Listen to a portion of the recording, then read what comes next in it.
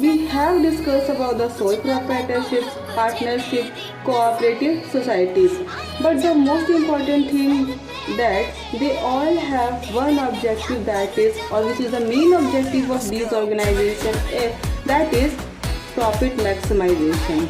But what if I say that there is a organization or form of organization which runs for the betterment of society or providing services, not only for profit maximization, whose main aim is to provide services. है ना interesting?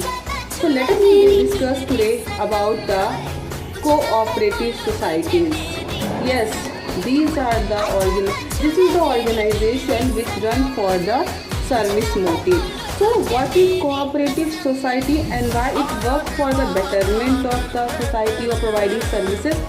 So cooperative society is a society which is a voluntary association of persons who came together for a common motive. Voluntary association means there is no foundations on the member of the cooperative society. They are free to join the organization and leave the organization. There is no foundations among them. So unlike other form of organization, in this members work for the providing services to the members of the organization.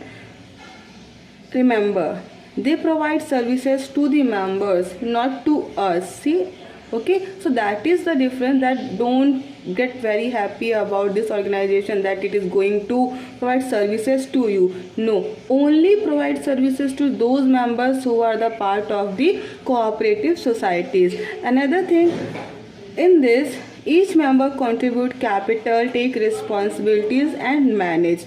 But in this type of organization, the members have voting rights irrespective of the capital contributed by them.